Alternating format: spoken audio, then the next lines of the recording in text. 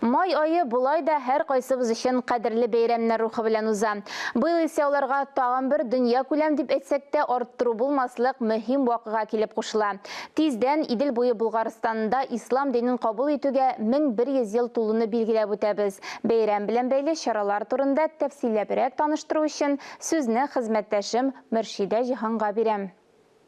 Әссәламу алейкум вә рахматуллахи вә бәрәкәтүһү, хөрмәтле дин кардәшләр. Бүгенге чыгарылышыбызны Идел буе Болгар дәүләтендә исламны кабул итүгә 1100 еллыкны бәйрәм итү чаралары белән таныштыруга багышладык. Бу атнада Татарстан Республикасының министрлар кабинетында Идел буе Болгар дәүләтендә исламны кабул итүгә 1100 еллыкны бәйрәм итүгә багышланган брифинг узды. Журналистлар белән очрашуда истәлекле чараны әзерләү һәм үткәрү буенча республиканың оештыру комитеты рәисе урынбасары Васил Шейхразиев һәм эш төркеме катнашты. Менә кайбер безнең җитәкчеләр уйлыйлар инде ислам булгачтан 1100 ел булгачтан Татарстан булгачтан Татарстан үз чыгымнарын күрсәтеп безгә дә ярдәм итсен дип сорыйлар. Без әйтәбез инде безнең өчен бик мөһим. Безнең үзебезнең җумһуриятыбыз бар. Әйдәгез әле сезнең җитәкчеләргә чыгып алар да ярдәм итсен дип безнең президентыбыз Рөстәм Нургаевич кайбер өлкәләргә җитәкчеләргә шундый хатта язып җибәрде. Әйдәгез шулай эшләп шуңа күрә әле ул 21 май булса да мин әйттем инде безнең план нигезендә 30 декабрьгә дә 2 елга да күчәчәк. Менә ул инде Җәмигъ мәчете дигәндә ул Түбән Новгородта капиталь яктан ремонт ясый торган мәчеткә дә шул ук Мәскәүдәге булган капиталь ремонт ясый торган безнең мәдрәсәгә мәчеткә дә анда без быел гына эшләп бетереп түгел 2 елга да бәлки күчербез. Шуңа күрә ул инде бәйрәм безгә омтылыш бирергә тиеш, рухлык бирергә тиеш һәм иң мөһиме, иң теләгәне ул безне берләштерергә тиеш. Берләштереп, кулга кул төшеп, алга бару ниятләр дә шундай бурычта куелган. Журналистлар белән очрашуда Васил Шейхразиев чараларның федераль дәрәҗәдә үткәрелүен һәм аларны уздыру өчен Россия президенты Владимир Путин йөкләмәсе буенча федераль оештыру комитеты булдырылуын искә төшерде. Булгарда чаралар 20 майдан башлана. Ак мәчет территориясендә инсталляция күрсәтелә. Казанда шул ук тамашаны 19-21 майда 1000 еллык мәйданы ягыннан Кремль диварында карап була. Төп тантаналар Булгарда 21 май көнендә уза.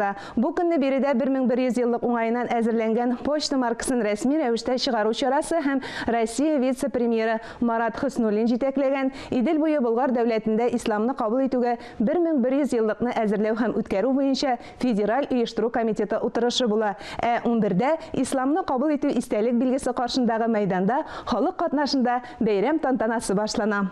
Шулай ук Булгардан әвәл Казанда да бәйрәм белән бәйле чаралар 17 майда ук билгеләнгән. Казан Ислам хезмәттәшлеге оешмасының яшьләр башкаласы 2022 халыкара программасы кысаларында халыкара Коръән бәйгесе, 19-21 май көннәрендә Россия Ислам дөньясы Казан саммит 2022 һәм Россия хәләл экспо күргәзмәсе ачылышы була. 20 май көненә Казанның Җәмигъ мәчете төзелешенә истәлекле таш кую тантанасы билгеләнгән. Шулай ук милли үзенчәлек һәм дин дип исемләнгән татар дин әһелләренең 12-нче Бөтен Россия форумы планлаштырыла. Форумга барлыгы 1100 имам чакырылган.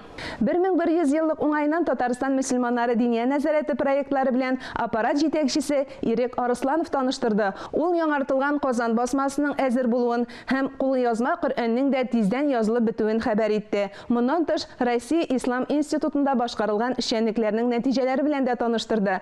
Брифингта Ибн Фадлан документаль нәфис фильмының трейлеры тәкъдим итилде. Аны Татарстан мөфтиятының Хозур ТВ мөселман телеканалы 2021 елны төшерә башлаган иде. Булгарский народ выбрал ислам, вопреки гнету хазарского каганата. Изживший себя тип отношений с Хазарией входил в противоречие не только с экономическим развитием, но и с духовным выбором булгарских племен. Булгар должен был созреть для того, чтобы быть государством. Татарстан мәдәният министры урынбасары Ленар Хәкимҗанов журналистларны мәдәни чаралар исемлеге белән таныштырды. Алар арасында концерт программалары, опералар, спектакльләр бар. Безнең 2015 елда дөнья күргән милли операбыз Кара Пулат безнең сахнага кире кайта. 18 майдан 22 майга кадәр 5 көн дәвамында Калентин Чорный исемендәге театр сахнасында без бу операны күрсәтәчәкбез. Ислам сүзенең тамыры сәлам сүзеннән чыга, ягъни тынычлык, иминлек, сәламәтлек дигән мәгънәләрне бирә. Барыгызга да тынычлык, иминлек, сәламәтлек теләп, бүгенгә саубуллашам. Әссәламу алейкум ва рахматуллаһи ва баракатуху.